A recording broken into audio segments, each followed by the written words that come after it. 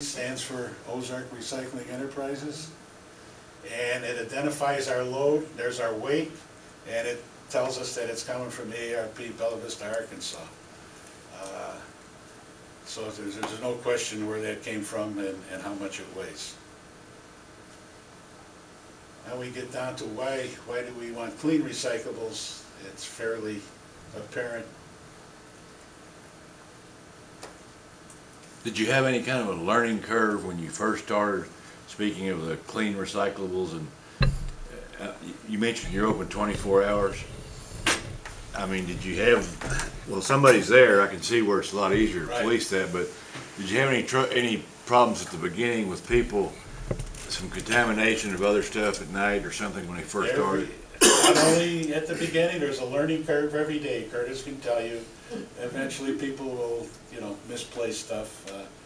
We'll apparently get somebody's worn out potty dropped off there. You may get some odd things, but actually for that, it's very amazing how little junk actually we get. The exception rather than the rule. The one thing that one reason we don't close the gate is we figure that if we close that gate, we're going to spend a couple hours the next morning picking up from your gate. It may not be, but it's manageable. Yes, ma'am.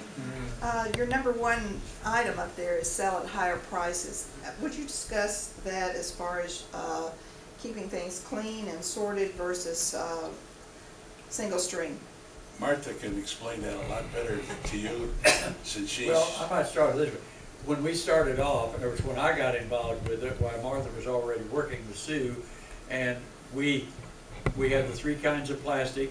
We started in with that, and some of them just mix them all together, but you get more money if you have a pure product by itself, if it's not contaminated. We really kind of like to have the stickers on there because they know, they get used to seeing that. They know we try and give them 100% clean product. We don't always, but it's a little like salt in your food. You get too much salt in there, you notice it. Same thing with what we try and ship. So we try and keep it clean. And how many loads have you guys had rejected? Haven't. Well, I guess I should say one partially, but that was because two trailers come in the same day, and I wasn't there. But anyway, they loaded the wrong product on the wrong place. But my point is, that's probably a Guinness World Record that you have been in operation for 40 years and have never had a load rejected. I mean, Wendy, wouldn't you agree with that? Mail, I mean, don't get loads rejected. I have never even had a call from Mel or this, that, and there complaining about a specific bale. That deserves